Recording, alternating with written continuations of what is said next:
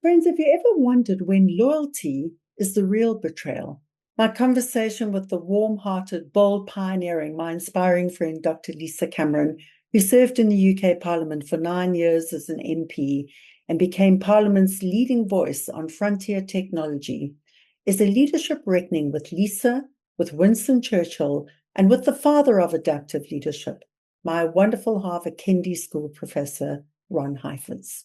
It was a Thursday, October the 12th, 2023, the day the Scottish National Party held its candidate selection vote. Lisa Cameron crossed the floor from the Scottish National Party to the Conservative Party, and by the next day she and her family went into hiding amidst a media circus, death threats, subsequent house alterations to include steel windows and doors, and a letterbox bomb protection.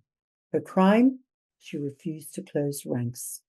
But what looks like defection is often a leadership diagnosis of a political landscape, a system, the small p politics. A staff party member had confided in Lisa with allegations of sexual misconduct against a sitting MP. The party suspended the MP and then quietly invited him back in. Lisa, a forensic clinical psychologist and a registered expert witness in childhood sexual abuse cases with the Procurator Social Service in Scotland, faced a choice: to protect the party or protect the victim. Lisa chose the victim. The party called it betrayal. History may call it something else. My Harvard Kennedy School professor Ron Heifetz would say this: big P politics, the politics fighting elections between political parties, that is partisan. Little p politics, the daily politics inside every organization, including political parties, that is systemic. When under pressure, most leaders collapse into reductionist thinking, taking a very narrow approach, and view an MP like Lisa by her party badge, or a spouse by her wedding vows, or a CEO by a stock price, breaking the system down into small individual parts and missing the whole system, missing a diagnosis and understanding of the entire system.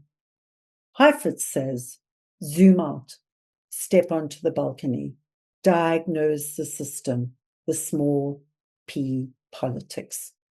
View every organization as a living web of stakeholders, and for each and every stakeholder, diagnose and understand their stake in the matter, their desired outcome, their level of engagement, and their power to influence. Equally importantly, understand their core values, their loyalties, their potential losses, and their hidden alliances. What seems like defection is often a leadership diagnosis of a political landscape, the system, the small p politics. The Scottish National Party saw a party vote. Lisa saw a system. And history is full of them. Winston Churchill, the British Prime Minister who led the UK to victory in World War II, a renowned orator, a Nobel Prize winning author, known for his defiance against Nazi Germany and reshaping the world post-World War II, crossed the floor twice, from conservatives to liberals in 1904 and back again in 1924. It wasn't a party badge that defined Churchill and made him a national hero or a global statesman. It was his ability to zoom out, to step onto the balcony, to diagnose the entire World War II wartime context, all of its stakeholders, all of the alliances, and his allies with FDR in the US and Stalin in Soviet Russia.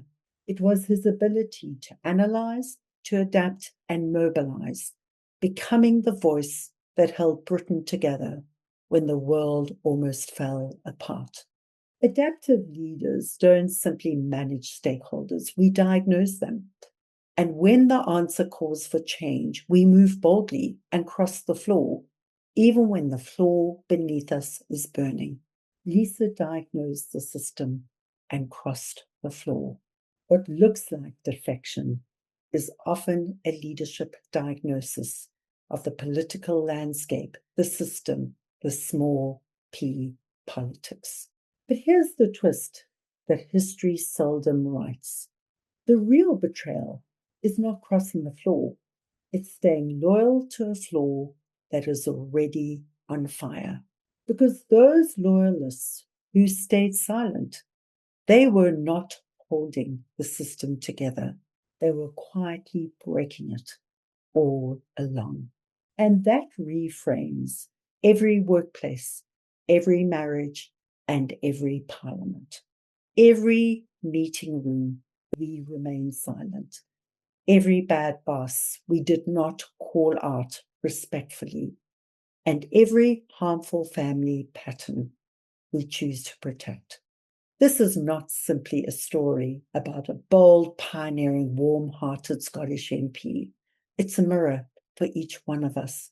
It's a call to zoom out, to step onto the balcony, and to diagnose the political landscape, the system, the small p politics. So until next time, remember that leading boldly is about making these thoughtful, clear choices.